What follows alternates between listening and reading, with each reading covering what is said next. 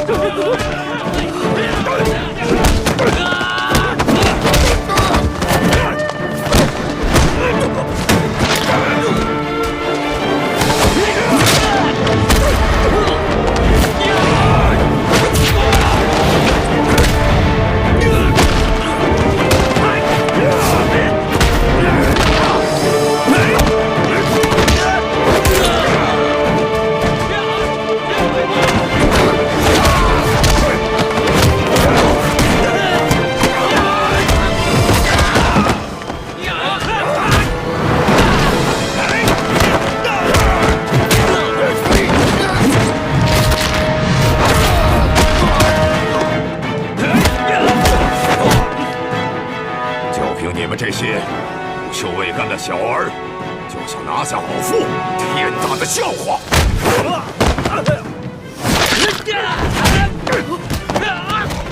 李德福，这让你准备的东西你备好了吗？回皇上，奴才岂敢抗旨？奴才确实在闸里下了内力散，奴才也不知道为何会失去效果啊！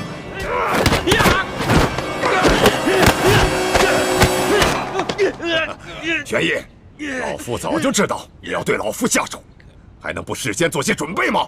告诉你，在来之前，老夫就预先服下了能解百毒的辟邪丹了。快起来！只要抓住了鳌拜，官升3级，赏金1000两。真是不见棺材不落泪。来吧，送死吧！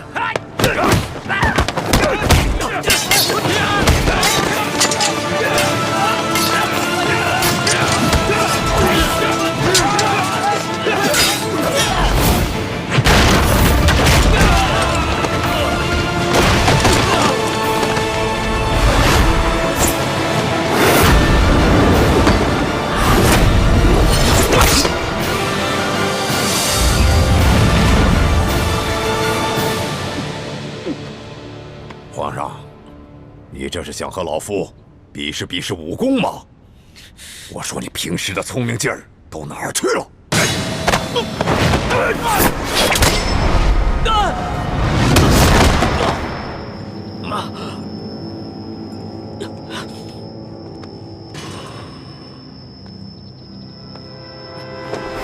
小弟，我来救你！没事吧？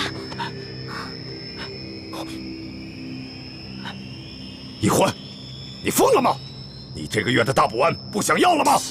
义父，对不起了，请恕干女儿要大义灭亲了。你别忘了，你哥哥和你都服下了老夫的大补丸。我告诉你，一旦毒发，你们会死得苦不堪言。鳌拜，咱们来做个交易吧，你放了皇上，我也求皇上放了你，怎么样？老夫真是看走了眼了。老夫原本以为你是一个聪明伶俐的丫头，没想到你这般幼稚。站住，鳌拜！你已经中了我的7步之道，如果你现在强行运功的话，你在7步之内就会毒发身亡。鬼丫头，你以为老夫会上你的当吗？就算老夫中了7步刀，也会在7步之内一样先毙了你们的命，让你们为老夫陪葬的。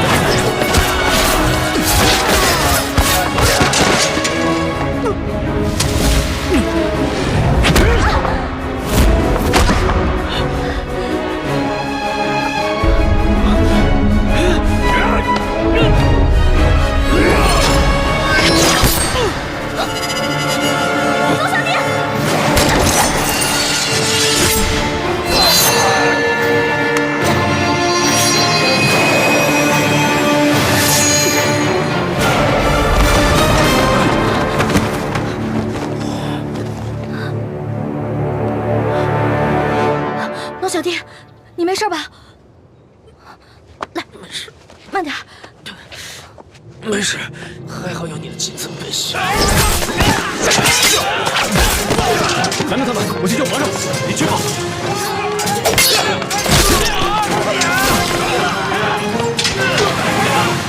丫头，你把老夫的金蚕背心也给了皇上，看来你对皇上是动了真心了。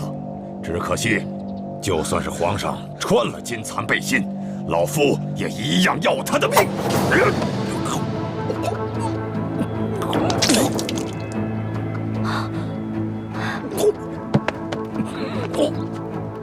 鳌拜，你果然与众不同啊！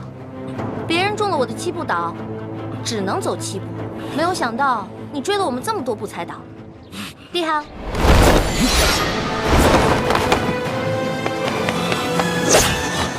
朱哥哥，简青，快杀了这个小皇帝，杀了他，杀了他，就是大功一件。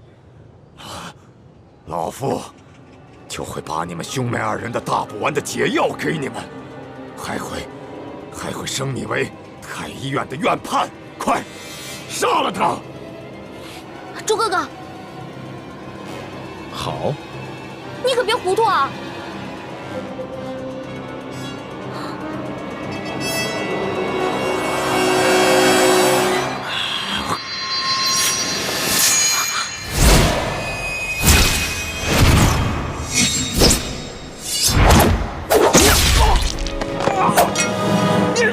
中堂大人，你忘了，我是奕欢的哥哥，当然要帮自己的妹妹。你们这大补丸的解药都不想要了吗？中堂大人，你又忘了，我是大夫，大补丸的解药我会解出来的。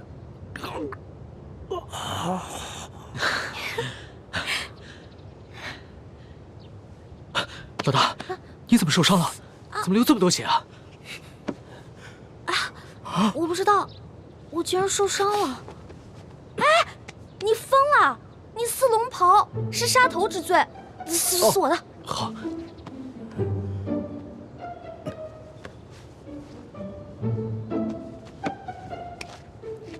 哎，等等，皇上，奴才这有手绢儿。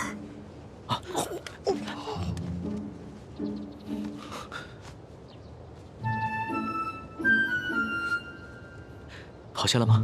嗯。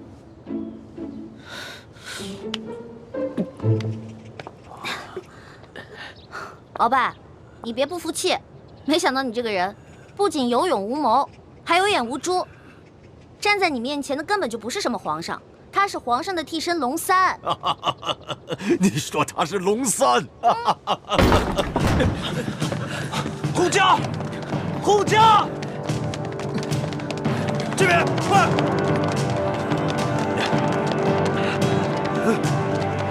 启禀皇上，情况果然如您所料，这宫中藏着数十个鳌拜的手下，奴才按照您的吩咐早有准备，才顺利的将他们拿下。好，擒下鳌拜。这，来人，拿下鳌拜。这，他真是皇上？对，这就是当今皇上。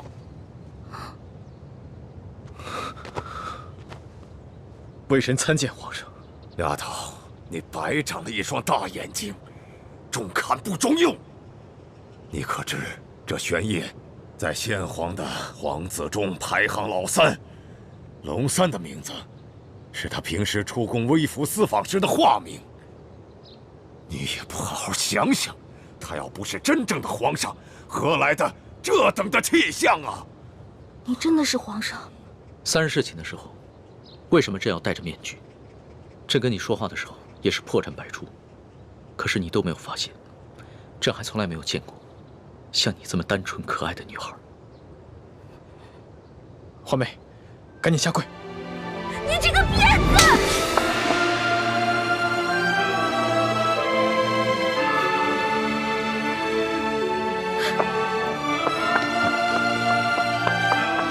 皇上，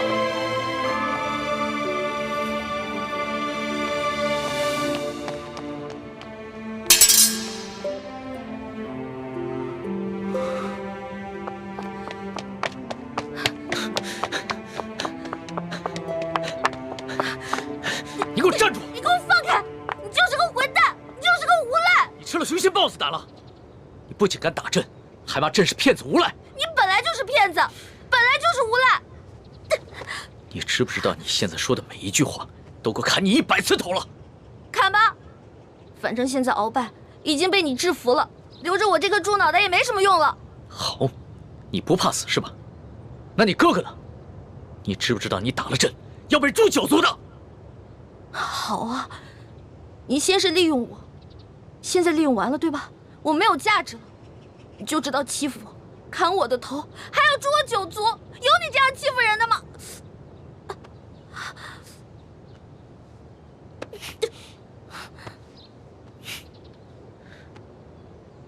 伤口这么深，你还乱动？你等一下，朕马上让你哥哥过来给你止血。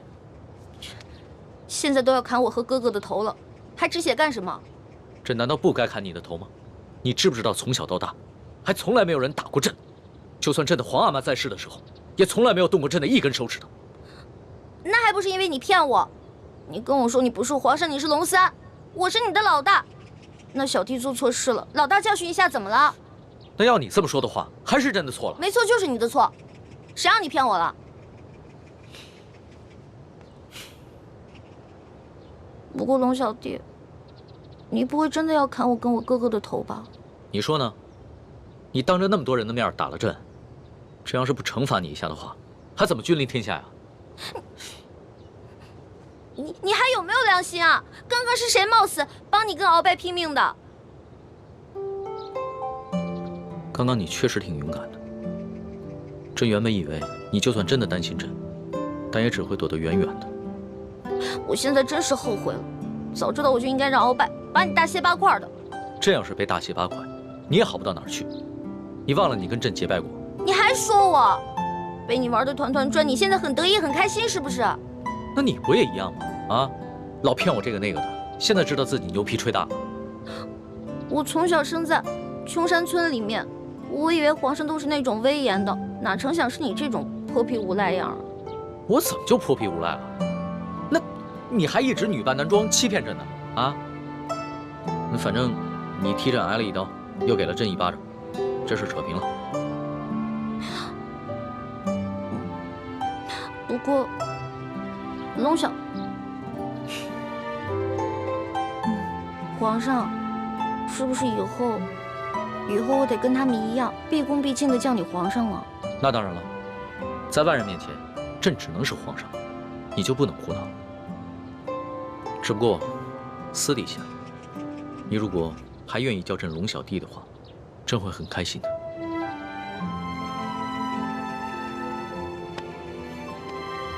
是不是疼死了？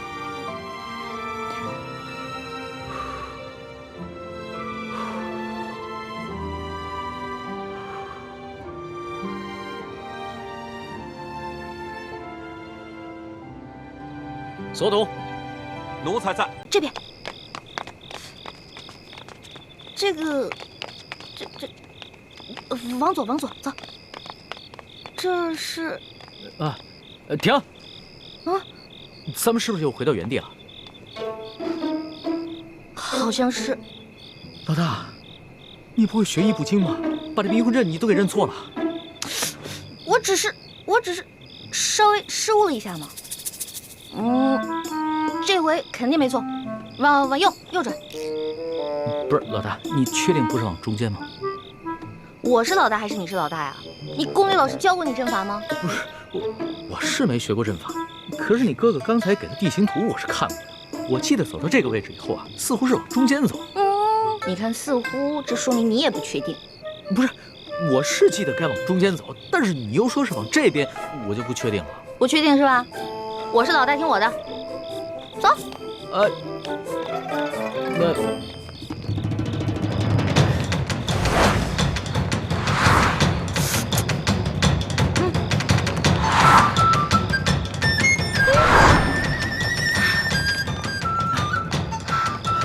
我确定，我们又回到原处了。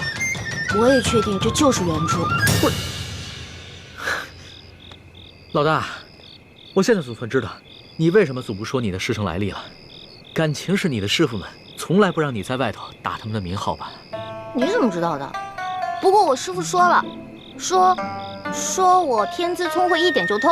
我只不过差那么一点点的认真和努力。你哪是差那么一点点的认真和努力啊？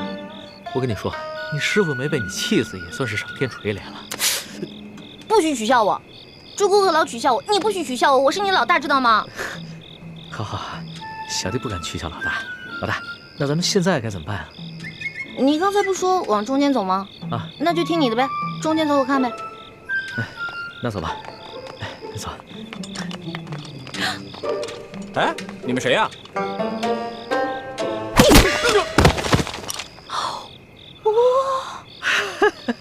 可以啊，反应够快的。哎，其实挺害怕的，看得出来了。胆小鬼！鬼啊！这鬼！老大，你胆子好大呀！我就是怕鬼，其他我什么都不怕。是吗？是啊。喂，你们俩在干嘛？偷懒是吧？啊，快来人！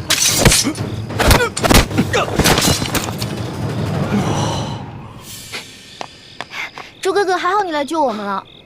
我看你们迟迟不来，我就知道你一定又犯糊涂了。前面挡路狗已经被我解决了，离他们换班还有半个时辰，抓紧时间。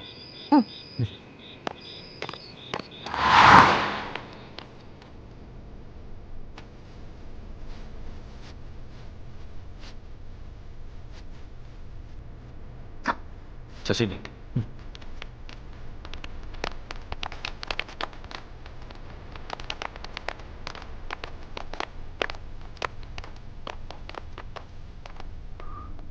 我来。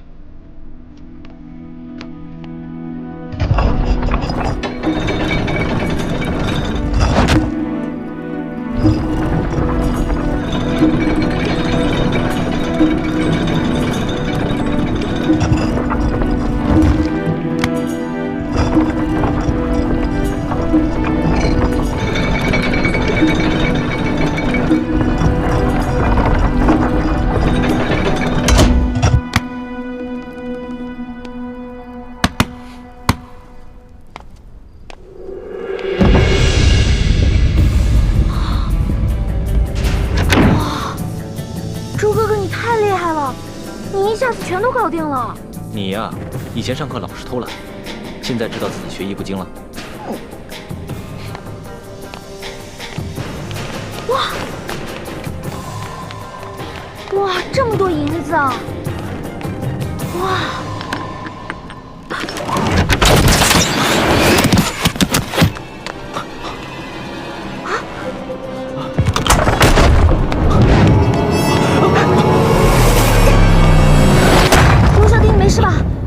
我没事，幸亏你反应快，不然我现在只怕已……朱哥哥，对不起，刚刚都是我大意了。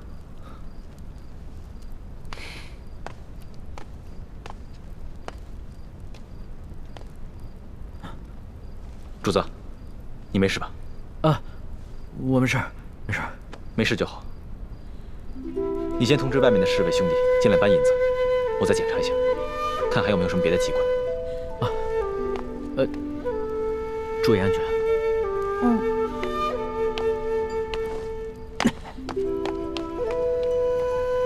朱哥哥，对不起啊，我刚才真的不是故意的，你别再生气了。你以为我生你的气，是你不小心触动机关吗？没想到，在最危险的时候，你最先救的，竟然是他。你是因为这件事情生气啊？那你也太小心眼了吧！你看他武功不行，所以我肯定要先救他嘛，我得保护他嘛。你从小在我心里就是最强的，你肯定能保护好自己啊。但如果有一天我们两个同时遇到危险了，我第一个救的肯定是你，再救我自己。你呀，来，快点，快点，快点，能装多少是多少，快！多多益善，多多益善啊！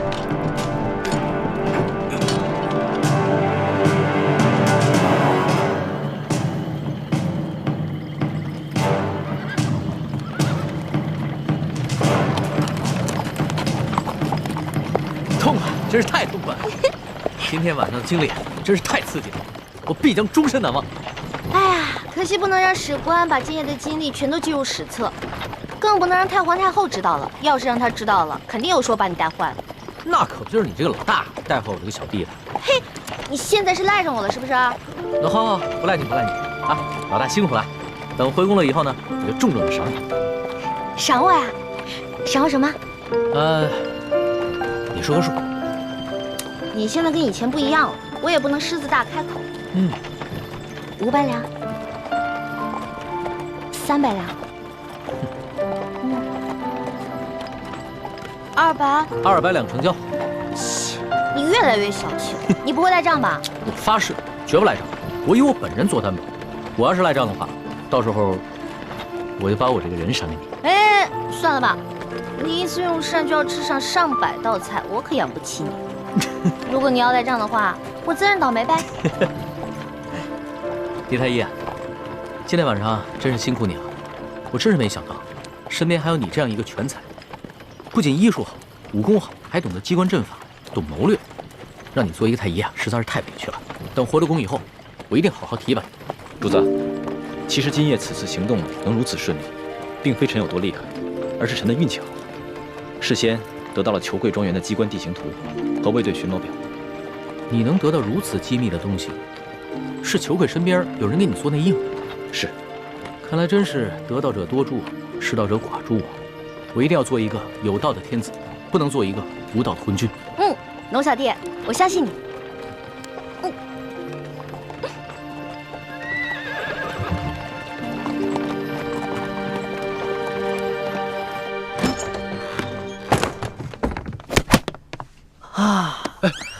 李公公得罪了。主子，你终于平安回来了。你要是再不回来，奴才也要吓死了。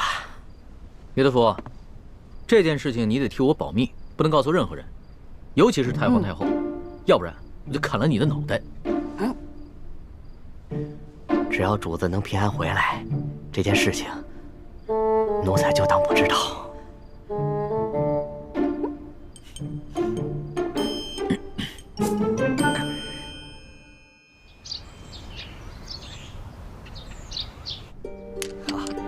艾老板真是一个爽快之人，真是啊，又财大气粗啊！哎，这项也没问题，对，我没错。艾老板大手好，老爷，银子都验过了，都是成色十足的官银。好，艾老板，真是诚信之人呐！我们商会已经准备好了1000担粮食，就在码头仓库里。如今银子已经交割完毕了，可以放粮了吧？那是自然啊。去，带着艾老板的手下到码头交割一下啊。是，好的。跟我来，请，这边请。哎呀，艾老板，真是大善呐！您行此善事，上苍必定眷顾，此次劫难一定可以安然度过。裘某在此，先祝愿艾老板早日康复了。多谢裘老板吉言。我在府上已经设下了酒席，艾老板，上个光，也让裘某尽一尽地主之谊吧。好说好说，倒是让裘老板破费了。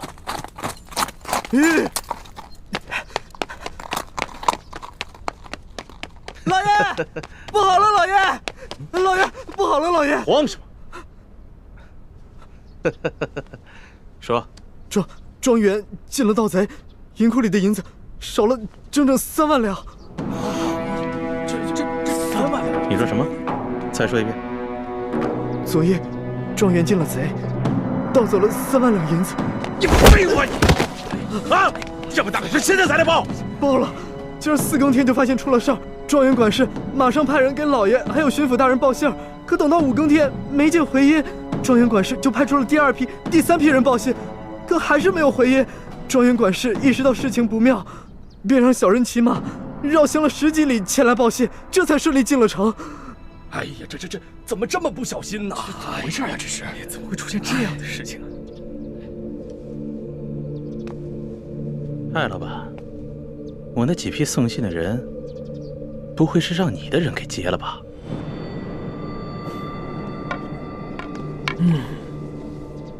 你说呢？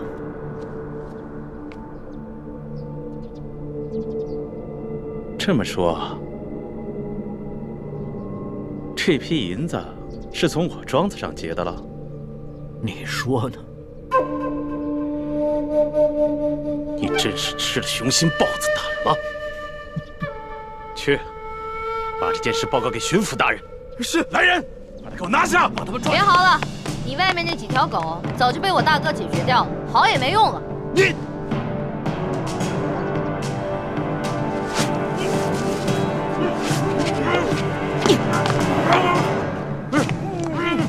爷爷，咱们不能把银子都给他们留下来。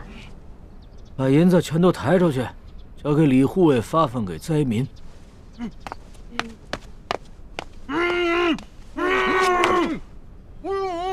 走吧，松儿。等一下。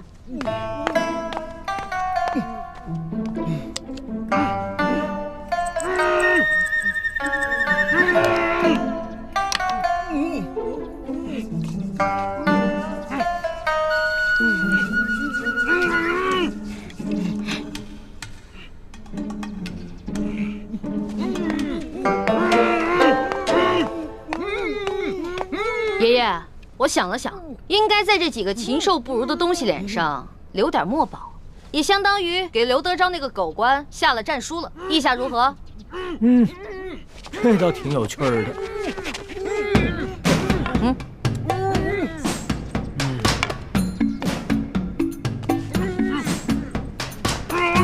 别动！再动的话，拿刀在你们脸上刻字了啊！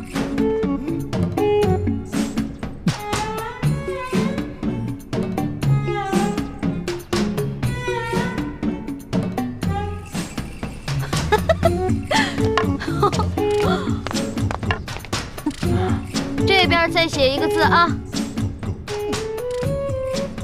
都给我老老实实待着。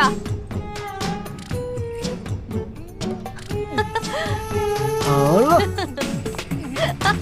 哎，不错不错，写完了。行了行了，别鬼叫了。知道我爷爷是谁吗？告诉你们，我爷爷的字那可是价值连城的，最好在你们脸上永远不要洗掉。给你们还有刘德昭敲个警钟，知道吗？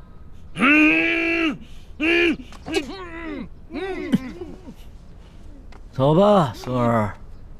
走吧，爷爷。慢点啊，爷爷。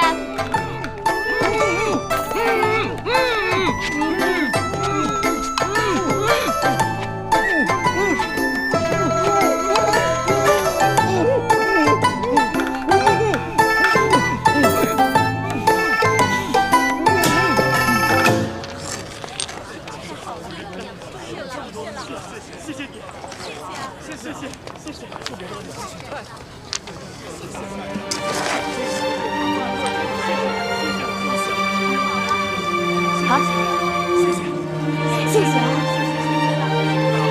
终于有吃的了。艾老爷，谢谢您。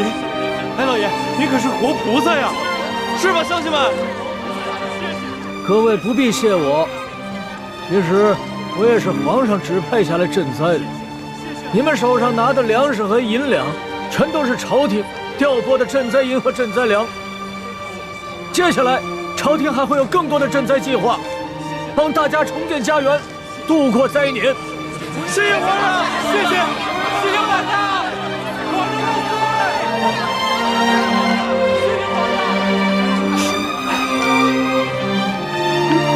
朱哥哥，灾民们暂时得救了，你怎么不高兴啊？灾民得救，我自然是高兴。可如此一来，却是在帮康熙和大清朝廷收买民心了。大人，干什么呀？你们这是？老爷就不能有点自己的时间吗？大人，舅老爷的库银被盗了。你说什么？银库被盗了？不仅被盗了3万两银子，还有1000担的粮食，也被那帮人分给了灾民。待卑职得到消息赶到码头时，那帮人已不知去向。消气，这些刁民，这是要造反呢！去看看。老爷。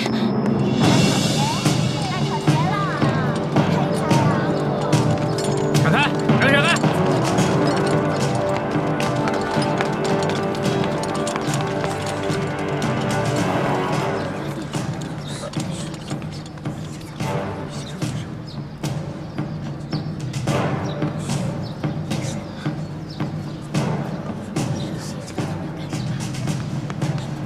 老爷，老爷，老爷！哎呀呀呀！你慌什么？老爷好着呢，小心你肚子里的孩子。慢慢说。棍儿和那几个商人被人给绑了。啊？看看去。走。棍儿啊，棍儿啊！你知道轻点。棍儿啊，这是哪上当了？怎么不起来？这人怎么了？啊，哪个不要命的干的？你到底出啥事儿了？你倒是说话呀！你别吓我！你这是怎么了？来，先起来说啊，先起来！别碰我！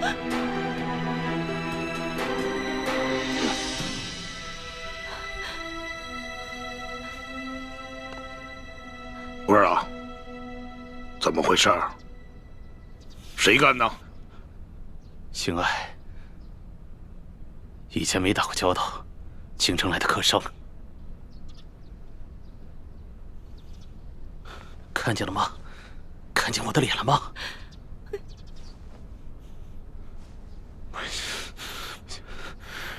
让我抓到他！我扒了他的皮！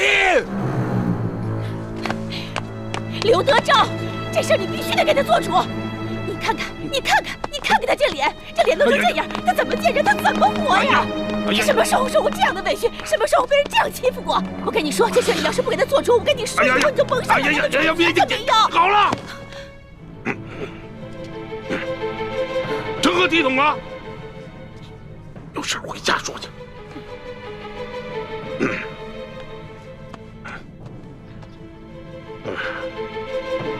这真是吃了雄心豹子胆，居然敢在我小舅子头上动土啊！若是让本官抓住，非得给他碎尸万段了，扒了他的皮，扒了他的皮，给我喂狗去！你听见没有？这喂狗！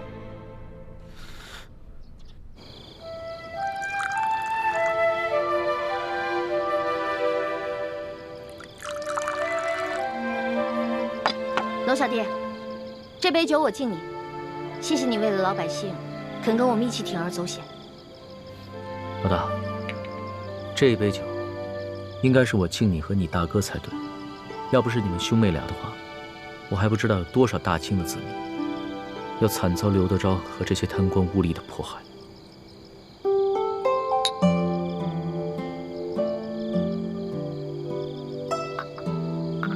我现在一想到刘德昭跟裘贵那副嘴脸，肯定十分狼狈，我就觉得特别好笑。可是我笑不出来。这次出巡以来，我见到了太多平常在宫里连想都不敢想的事情。我在想，如果我们大清的官员每一个都如此贪赃枉法的话，那我们大清的江山还能长久吗？看到那些灾民收到一点点赈济的银两就三呼万岁，说实话，我很震撼，也很惭愧。我们大清的百姓是多么的善良，对官府的要求是多么的低微，而我们这些身居高位的人是多么的失职。娄小弟，为了刚才你说的这番话，我再敬你一杯。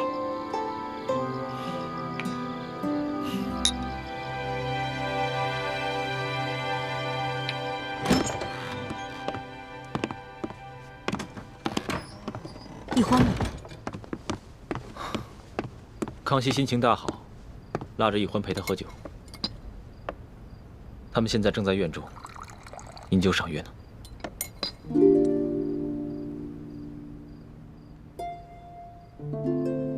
大师兄，小师妹跟我一样，都是为了光复大明的大业。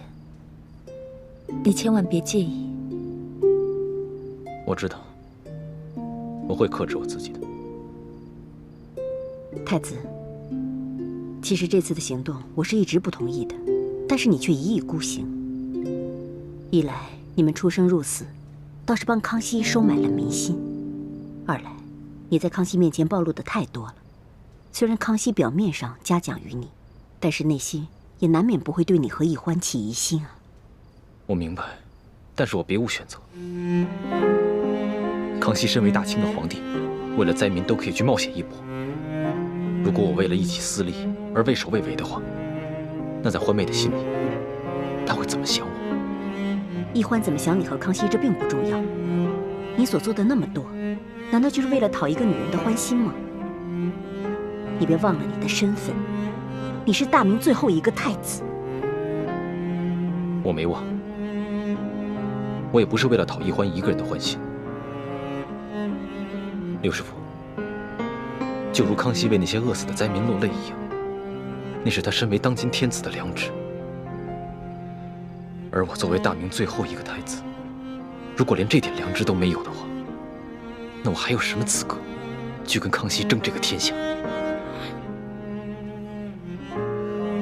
师父，大师兄说的对，正因为他是大明的太子，他才必须心怀天下呀。幼稚！这古往今来，有谁打天下靠的是妇人之仁？想要心怀天下，那我问你，你怀的是谁的天下？是爱新觉罗的天下，是大清的天下。你想要心怀天下，就必须要先打下天下，你才有这个资格。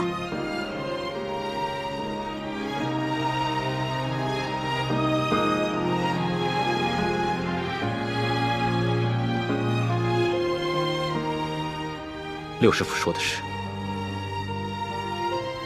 徒儿受教了。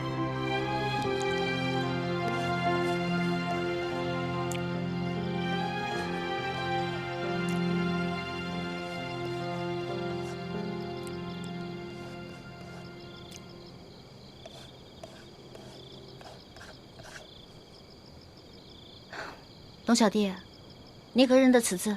这不就是龙字吗？那你可知此字何意？老大，你是要考小弟的学识吗？那小弟可能会比老大你强上那么一点点。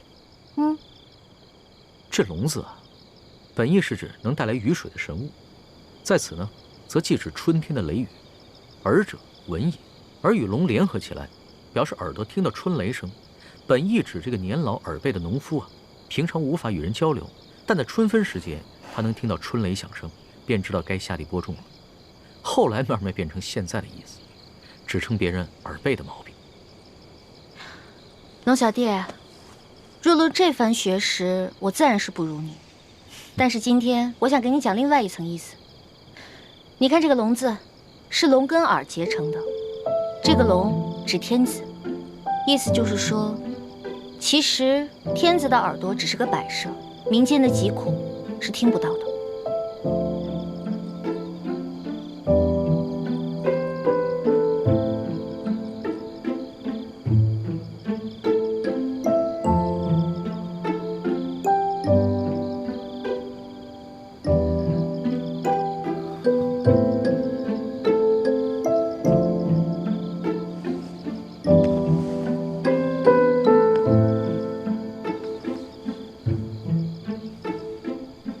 多谢老大指点，对小弟来说，犹如醍醐灌顶，顿生觉悟。此次出巡以来，我这双耳朵总算是打开了。等我回了宫以后，再也不会让我这双耳朵变成白纱。龙小弟，一言为定。为了你这句话啊，我再敬你一杯。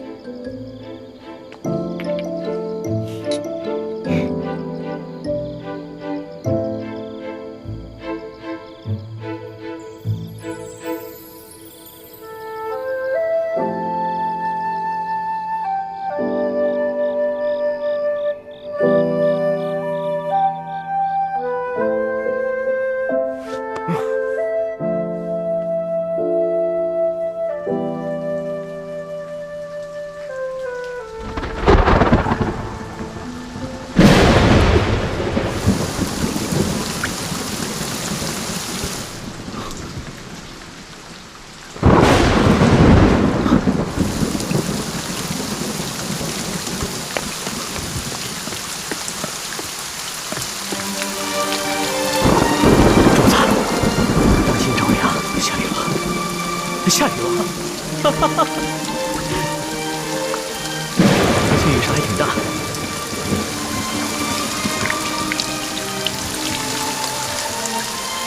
看这个雨势，山西的旱情应该能得到缓解。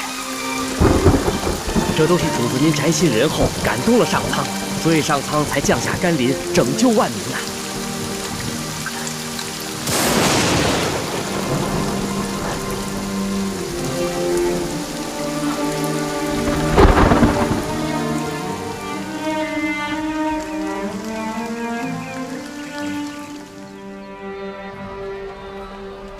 想不到这场雨一下就是3天，真是一场及时雨啊，缓解了山区的旱情。这场雨虽然缓解了旱情，但是错过了播种的季节，灾民们仍然需要救济。我知道，我会让朝廷继续赈灾，让灾民们平安度日，直到下一个收获季。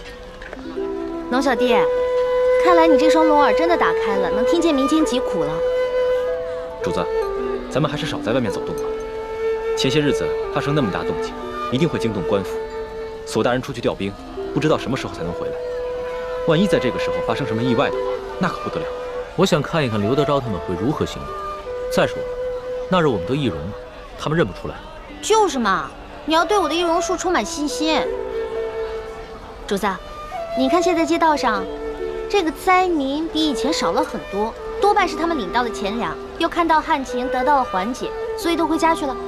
只是这些钱财还完全不够，有一些住得偏远的灾民，还有一些老弱妇孺，就完全没有得到救济。主子，像那样的行动可一不可再，还是等索大人调兵回来，拿下刘德昭这个贪官，再安排可靠的官员，严格执行朝廷的赈灾计划，才是长远之计。说的有道理啊。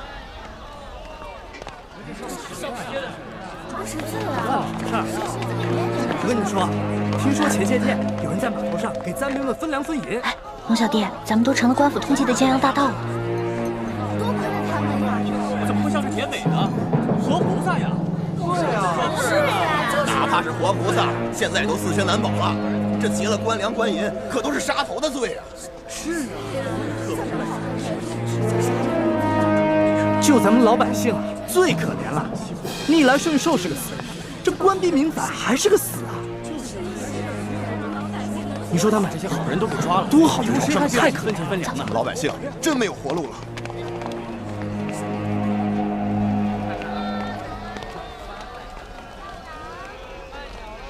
待我回宫之后，一定要将刑部那些盗案发回重审，只有那些真正打家劫舍的盗案，才判死罪，而那些被无良贪官逼得走投无路的囚徒，全部从轻发落。龙小弟，你简直太圣明了！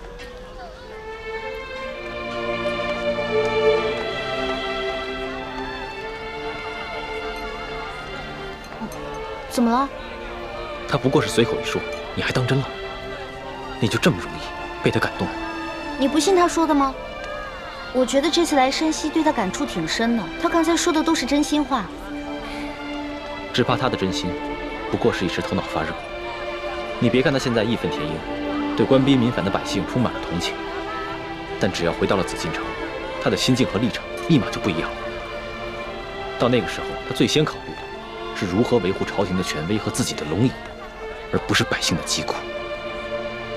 朱哥哥，你这么一说，我心里怎么那么失落跟害怕呀？环美，我知道你对康熙充满了幻想，但将来你就会慢慢明白，他绝对不可能是你想象中的那个样子。让开，让开！官爷，求你再仔细看看这画像，和老朽只是略有几分相似。闪开，闪开，闪开！这3个人看上去跟老实巴交的，哪有胆量去劫官粮官银啊？就是啊，看他那个小身板，个个瘦的跟皮包骨头似的，就算有那个贼胆，也没那个能耐呀。行，这3位活菩萨神龙见首不见尾，给灾民发放完钱粮之后就消失得无影无踪，肯定是有来历的高人啊！就这帮饭桶，只知道欺压老百姓，他们哪有本事去抓人呢？就是啊。还不是只能找几只替罪羊上去交差呀？可是这3个人只是跟通缉的要犯长得有点像，当官的无凭无据的，能随便判人死刑啊？要证据还不简单吗？这帮官老爷哪个不是无中生有、栽赃陷害的能手啊？这可是死罪，这犯人不认罪，当官的他也能硬判啊。嗨，只要进了公堂，还由不得你不认罪啊！三步之下，何共不可？对，到了秋后，3个人头落地，这案子就了结了，关老爷又可以高枕无忧了。走，咱们去看看去，看看巡抚大人。看看去，看看去。对，走。龙小弟，怎么办啊？他们不会真把无辜的百姓屈打成招吧？咱们也跟上看看去。也不知道要怎么审啊！哎，咱们快去看看。走，快点！跪下！让开！主子，现在怎么办？临出来之前，为了预防万一，我把那道圣旨带了，要不然以钦差的身份进去问一下。不急，咱们先看看这个刘德昭怎么办这个葫芦案。这也不让我们进呐！走。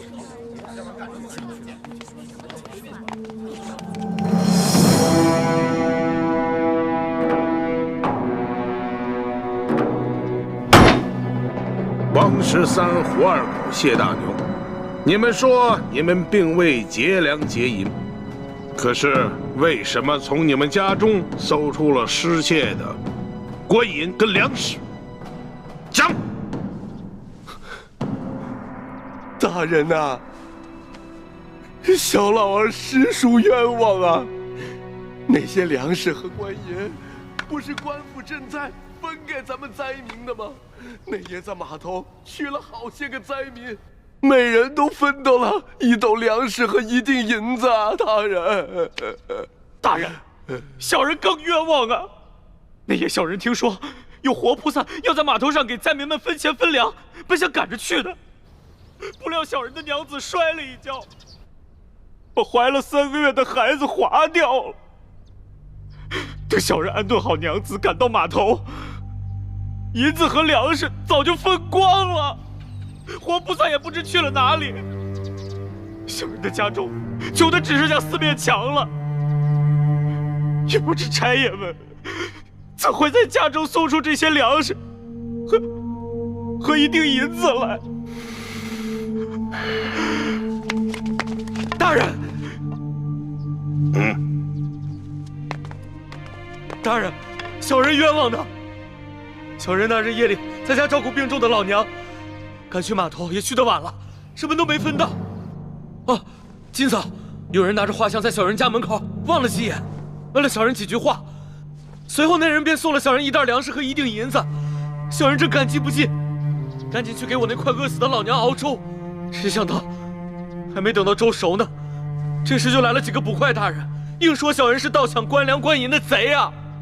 大人，小人实在是冤枉。我算看出来了，他们是拿着画像对比，看谁长得像，就抓起来栽赃。小人冤枉，大人！大人要大人明察！大人明察！大胆的刁民！你们竟敢诬陷本府的公差！来啊，传证人！带证人！这架势，我看着都害怕，何况寻常老百姓呢？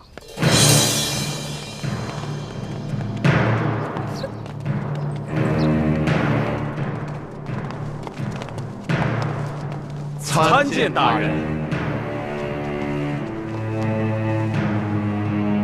好了，都起来吧。谢大人。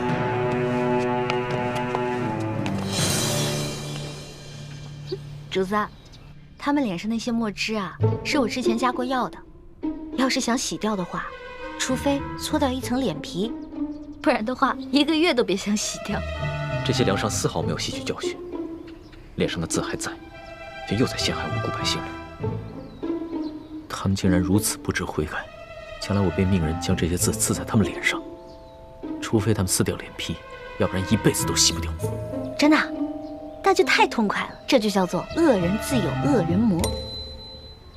你什么意思啊？我也是恶人。我不是那个意思，我的意思是说，古往今来哪个皇帝不杀人啊？一句话不就血流成河吗？难道不是最大的恶人？环美，就算主子说了，在宫外可以畅所欲言，但你也不能不知轻重，胡乱说话。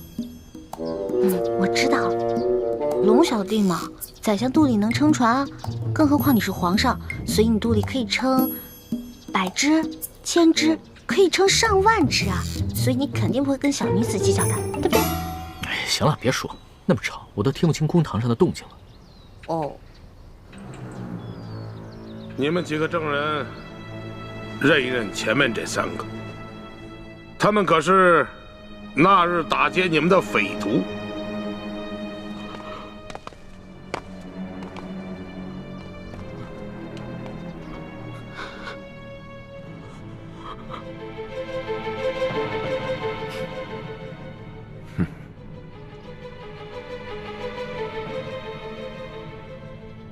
没错，大人，就是他们。好，你们先下去吧。是。大人冤枉！大人冤枉！大人冤枉！大人冤枉！大人！王13，5个人都指认你们，你们还有何话要讲？大老爷，老朽冤枉啊！冤枉啊！冤枉啊！大人，冤枉啊！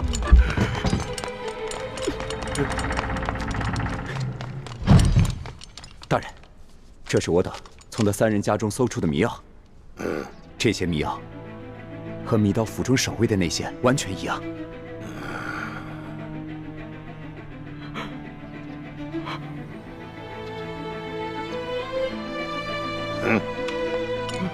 大人，大人，小人跟老娘直肠挨饿，早都不想活了，就连买包老鼠药的钱都没有，哪里来的钱买迷药啊？大人，冤枉啊！大人，大人，小人和娘子也饿了好些天了，家中若有迷药，早就不管这么多，先吃下去了，哪里还能留到官员们来搜啊？大人，冤枉啊！大人，大人，大人，卑职刚刚在高级药铺调查到，王13前些日子曾去药铺买过药材，这些药材正好可以配出强效迷药。这是高级药铺掌柜高老师的书证，大人请过目。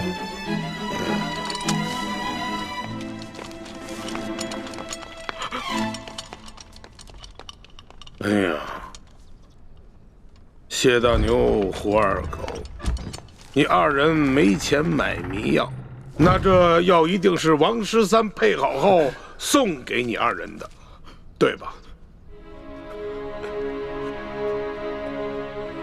冤枉啊！大人，冤枉啊！大人，小人根本就不认识什么王13啊！大人，是啊，小人到现在都不知道您说的王13是谁啊！大人，冤枉啊！大人，大人，冤枉啊！大人，老爷，小老儿前些时日确实到高级药铺买过药，只是想配一些迷药药兔子，怎敢拿这些药去药人呢？大老爷，更不曾把这些药分给2个不认识的人呢，大老爷。